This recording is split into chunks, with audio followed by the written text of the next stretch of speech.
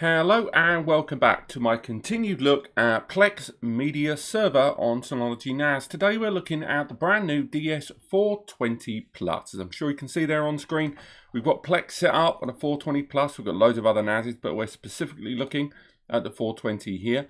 And on top of that, on the left hand side, we have got the resource monitor up and running. So, just like my other videos, the setup is going to be very familiar to a number of you. We have got a laptop based here on the screen that's going to be recording from my laptop, playing back all of these media files. We've got a mobile phone that's playing back some of these media files as well. So we're doing concurrent streams. And then on top of that, we're going to be monitoring the resource monitor here on the DS420. But we're also going to be looking at the Plex Media Server resource. So if we go to the settings here, of this DS420 here on the desktop here in the background, we can see it's the latest version of Plex. If we go to the transcoder, we'll see that transcoding is now being set to make my CPU hurt.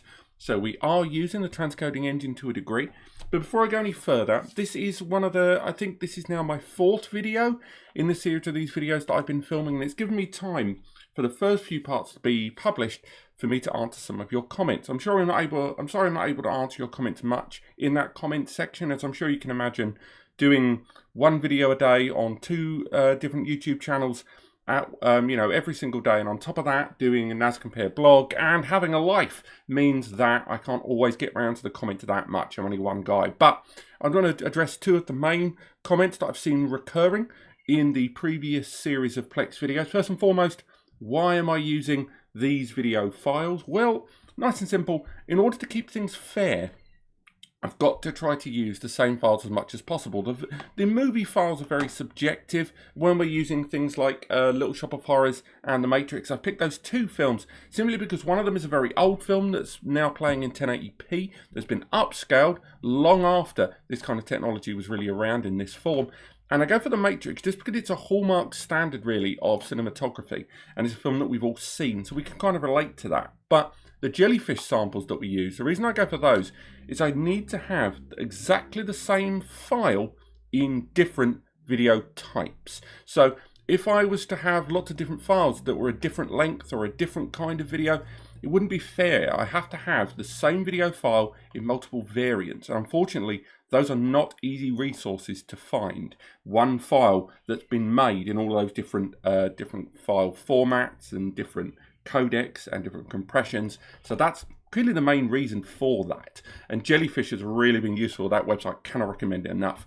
The other comment I keep hearing about is why I keep referring to this business of deleting a driver. Well, there is something, if you just Google the letters SHH, that's getting into the back end kind of command line access to your NAS, you will find going in using that method and going on Reddit and a few forums, there is the means to disable a certain Plex driver. So the system will utilize the default driver and it will allow Plex to have a better utilization of the transcoding engine. Now, once again, I am making a video on this. However, the reason I've not produced that video yet is simply that all of these tests need to be done on the vanilla box. They have to be done on the way these boxes are when they were purchased.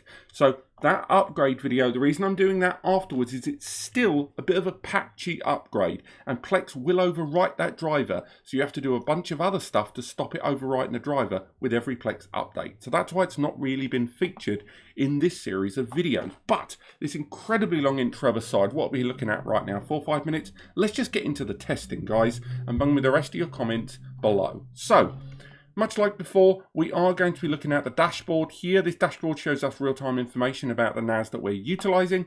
We've got bandwidth at the top, that's kind of the network activity, and we can see what's being drawn from the device. CPU, we've got a line for the Plex Media Server and for the NAS itself, and another one for memory utilization. This device has got 2 gig of memory, which may hamper us along the way. So do keep an eye on this RAM bar. It's going to be quite interesting there, seeing how Plex and the Synology NAS system battles over that memory utilization. Look at that right now with the system utilizing that memory to its degree. Now, it's worth highlighting that this system will also flush that memory quite intelligently there in the background, but still nevertheless keep an eye on the memory on both of those two charts. So let's play our first file And again, we're going straight into the same files as before. So if you didn't like the other videos, you're not going to like this one.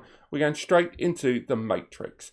We're going into there, and we're going to double check that we've muted the laptop, because we'd like to keep this YouTube channel. And we're going to go ahead and we're going to click play.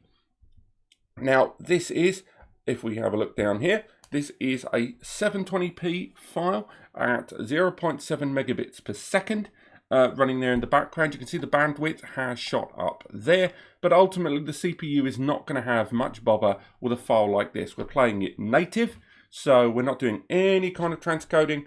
We can skip forward a little bit into the movie perhaps, skip forward there, lots of scenes there, and again we are watching this film on the NAS. We're skipping back and forward, giving it no time for buffering, which is lovely. We're getting that file there. We can see the bandwidth spikes there in the background, but ultimately it's absolutely fine. You can even see at the top of the screen there up here that it's flicking around while we're playing it. Now next, let's do a simultaneous playback just like we did before. So while that's still playing in original settings, let's go for a lighter scene so we can see a little bit more on screen.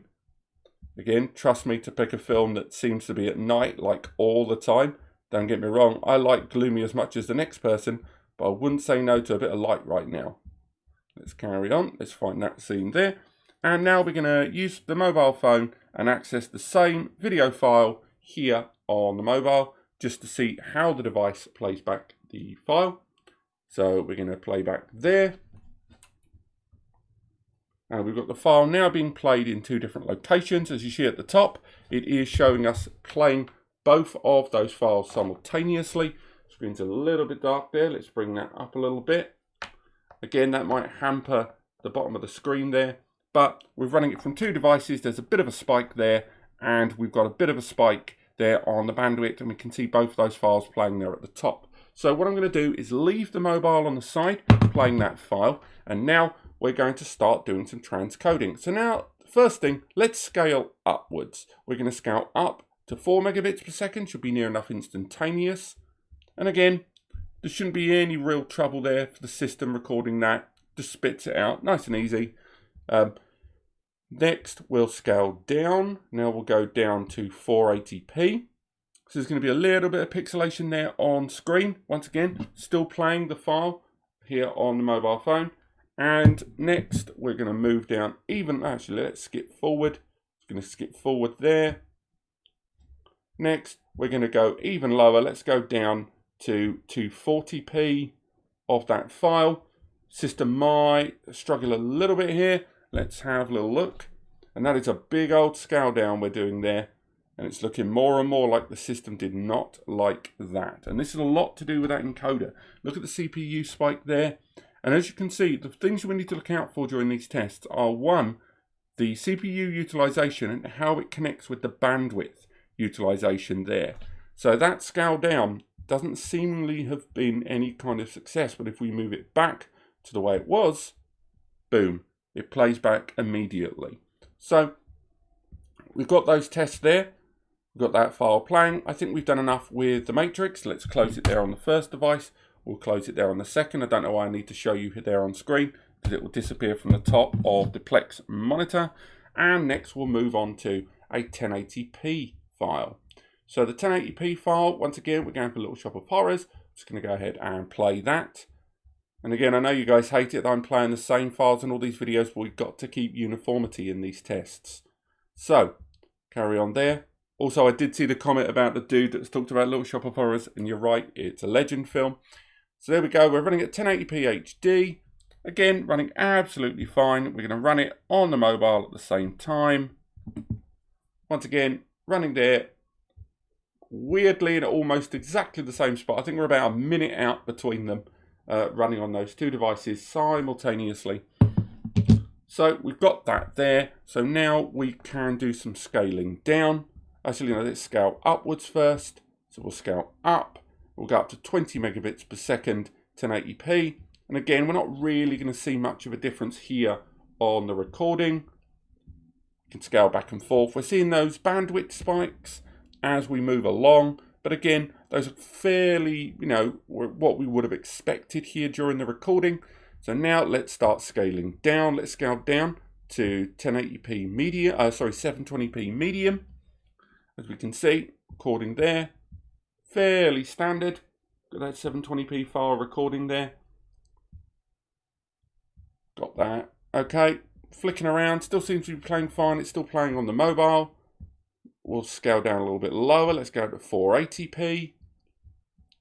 Let's see how the system plays with that. It doesn't seem to want to play with that too much. It might be too much for the device. Let's remove the mobile playback that we've got, see if that makes any difference at all. But it's looking increasingly like this file. We'll give it a minute. We'll just see how it deals with it.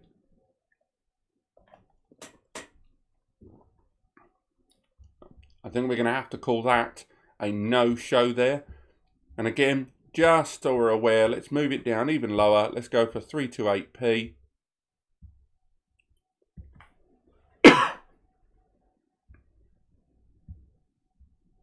No, it's looking like we're not really going to get any luck on these lower codecs here on this device. Now, memory utilization does seem to be quite steady right now on these smaller files, but once again, keep an eye on that memory once we start hitting the real big boy files.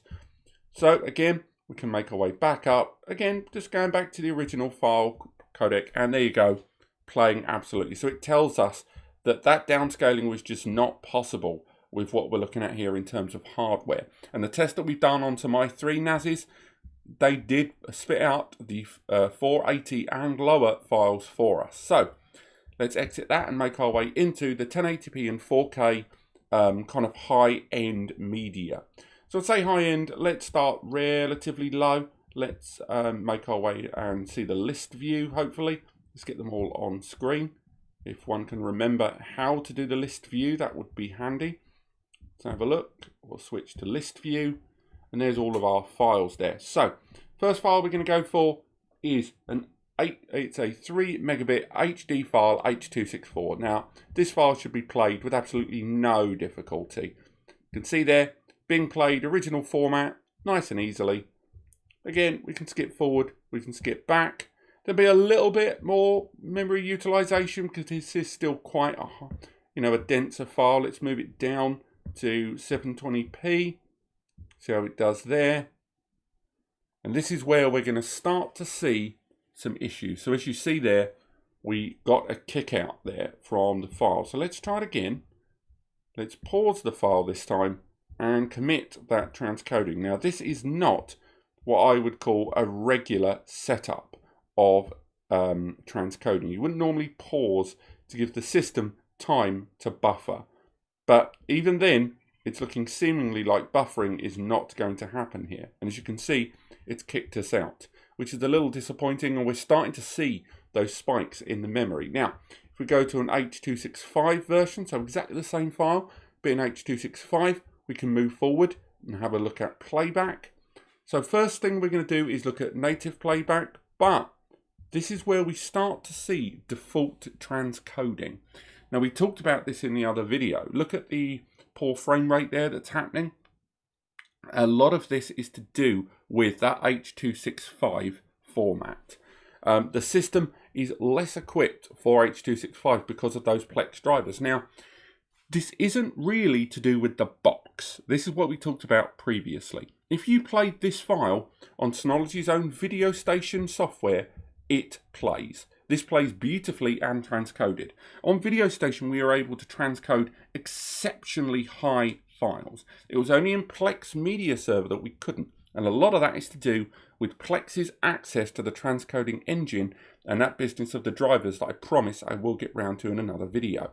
Now, if we switch and go back, you'll see that you can't even play it in its original format. If you try and switch to a smaller format for these files, you're going to keep seeing us getting kicked out on this device. Now, once again, this is the vanilla setup. We're starting to see that spike over there of CPU and memory, but the thing you have to keep noticing is you see a spike for CPU and memory, but you're not seeing the bandwidth. And the bandwidth is key because this means we have something coming. If this is empty, we're not getting any data. So let's move forward. Now we're going to go to the same file, but this time a real troublesome version. Now this almost certainly will not be played. This is the 3 megabit per second HD H.265 10-bit file. So 1080p, but 10-bit. This is kind of the kryptonite of this device. This is the sort of area where you would start looking at adding more memory. And there you go. Like, this is, if we go back to that file, I just want to pause and highlight something. Now, I did talk about this in my previous video. As you can see, it's gone straight to a convert, and at the bottom you can see transcoding taking place. Now, one of the issues you find is, as you see the bandwidth and the spike there as well, that if you're running a file like this is a 30-second file, the bigger the files become, the more data has to be pushed through per second. If you factor transcoding into that, you are looking at a surreal amount of data that needs to be handled in such a short space of time, not just over the network, but internally too. So even though this is a 30-second file, it doesn't make a difference whether this was 30 seconds, 90 minutes or more, because 1 second is still 1 second. And this kind of bit rate on 30 seconds will remain the same even on a larger file, even just if the file just gets bigger. So you've still got to push the same amount of data per second. So right now, with the conversion done there, it's still going to be pixelated as all hell. But as you see, it is going to try to convert that file. It's just not going to be successful. So let's move back, exit that file. As we can see there, whereas if we look at the H.264 files, you're going to notice a trend. So I'm just going to play just H.264 files for a short period. So this is the 10 megabit per second version. Plays like a charm. And again, we're not going to convert yet. I mean, we'll do some conversions afterwards, but I think this is mainly to highlight the point. Now we're going to go for a 30 megabit version. And this is still 1080p. Still playing it. Still playing it. Move that back there so it's in the middle of the screen. Do another H.264 because I think you guys are starting to see the trend that I'm getting on at. This is a 100 megabit file of 1080p, and yes, I still have a seagull problem here. Don't you love the seaside? Here we go, still playing back, still at 100 megabit 1080p file. We'll go even higher. This is going to be a 4K file, exactly H.264. Once again, this is 120 megabit 4K file, and this is where we're going to start to see a few little ripples, because this is where it stops being about H.264. This is where it starts being about the 4K file sizes. Now, if we look at the File Station app here, I'm just going to bring that on screen while that struggles to play that file. And if we make our way into the Plex folder, make our way into the tests, and then we find that 120 megabit H.264, we find it is nearly half a gigabyte in size, 431 megabytes. This is why it gets tough, because this is a huge amount of data to have to work through that is already a troublesome video codec. So let's go again, we'll go for 200 megabits, and as you'll see, if it struggled with the 120, it's going to struggle with the 200 4K file. It will attempt to play it. And there's even some buffering down here. We're up to about 5 seconds of buffering. But it's just, even if it plays, it's not going to play well. Now, we could attempt to transcode, but we're still dealing with that original huge file. So if we scale it down to 720p HD 4 megabit per second, it's going to try to transcode it. But the issue is always going to be that the buffering, which now sits at 3 seconds, is just not quick enough to outrun playback. And ultimately the system is going to try to play like that, and it's going to outrun. It's going to have playback that exceeds the buffering. Now, let's look at some of these H.265 files, because actually before we do that, sorry, I said I would, let's go to a 100 meg H.264 and play back that file, but this time we're going to perform some transcoding on screen. So it'll play back that file, and buffering is struggling to stay ahead. It's only about 3 or 4 seconds ahead. So let's cut that down to 720p on screen. So that's 4 megabits per second, 720p HD. But remember, this is where the files were starting to get pretty big. This file indeed, if we look at it, was 356 megabytes. So again, about a quarter of a gigabyte.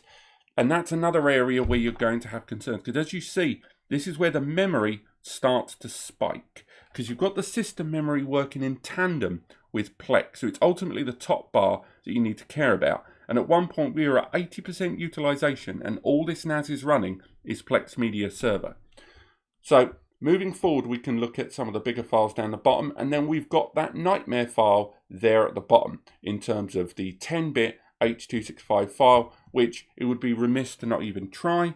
But again, it's going to kick us straight into a conversion. It's going to go straight into transcoding there. So if we leave that there, we'll give it a minute to try to play.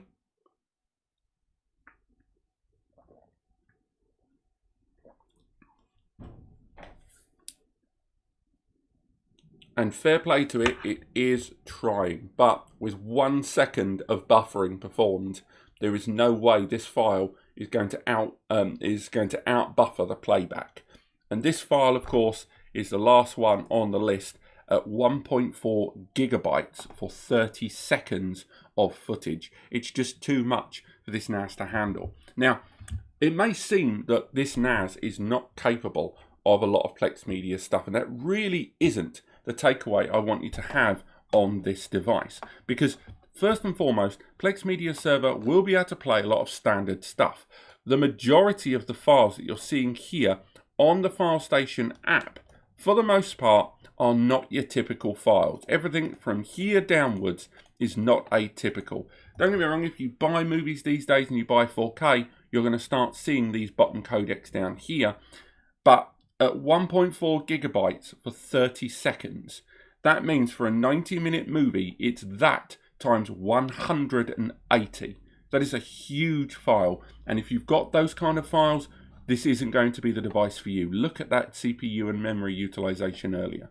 Now, the other thing I want to talk about is this device in conjunction with VideoStation. Just like my other videos, I do think it's worth us looking at VideoStation. And what we're going to do is we're going to very quickly set up VideoStation, because this is going to be a complete fresh setup of VideoStation, just like before, because we want to make sure that there's no prior setup or offline transcoding being performed. We're going to go straight into VideoStation, and we're going to add those test files, just to show you what this device is capable of in VideoStation rather than in Plex. So as you see, there's been no setup, and all we're going to add is those test files. We're going to go into the Plex folder, we're going to find the test files, we're going to click select, click OK, and then we're going to let the device just for a second start to index those files. So it's going to start indexing and finding those files in the background, and it won't take much longer. It'll only be like a minute or so, and we'll leave that just briefly to index some of those files for us. So if we come back to it and refresh the tab, we start to see those files. Now at the moment we're only seeing the 10 megabits per second one. We want to have the main files, so let's go back, bring back some of these bigger files, and for example, now we have got that 120 megabit 4K file there at the top. So let's play back that file in VideoStation. And in VideoStation, we should see a very marketed different result if this is anything by comparison to what we saw before. So remember, this is a 4K file being played, 4K at 120 megabits, 10-bit H.265. So this is already a tough old file. There was a slight stutter there, but that could very easily be me mucking around with the mouse on screen. But look at the CPU and memory utilization. Bear in mind, we're no longer in Plex, but both the Plex monitor and resource monitor are showing us the system resources. It's still pushing the device real hard, but it is getting the job played. So now let's go back into home recording. Now we're going to play the 200 megabit H.265 UHD 4K file. Let's play that one.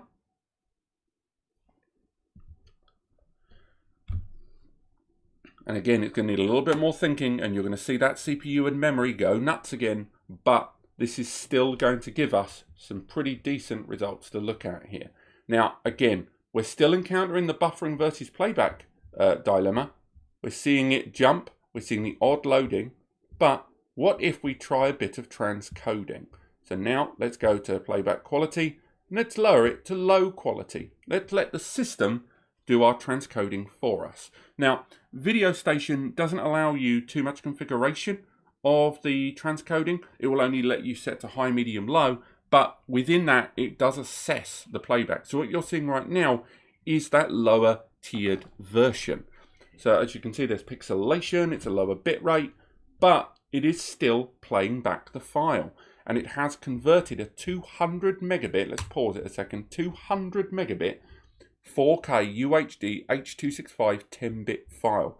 So as I say, the issue is about Plex. It's not about the system. Now, this is hopefully something that will be resolved soon.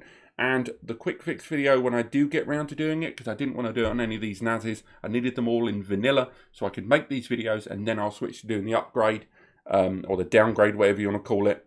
But that should hopefully resolve this. Now, let's end this video running the 400 megabit 4K H.265 UHD 10-bit file, otherwise known as the perfect storm file. And we're going to see how the device plays the file on its own, and then we're going to do a lower tier transcode of that file. And we're going to end on this. I hope you guys have found this video helpful and enjoyed it. As you can see, it is able to play the file when Plex basically freaked out. I mean, it would be remiss not to highlight that CPU and memory utilization is insane right now. And it is still struggling with this file, but this is still a fantastically high file. So let's convert it down to low, and it was still converting even then. It wasn't able to play back the file in its original form. But this has been my Plex and transcoding test of 1080p and 4K of the new Synology DS420 Plus. Stay tuned. We've still got one more Synology on the list to go through, and then we've got all of the QNAPs to look at. And I know, as super exciting as all that sounds, I hope you guys are going to enjoy it. Let me know in the comments if you are enjoying these videos, and if you've got any pointers, keep them constructive, guys. Do let me know in the comments, but I will see you next time.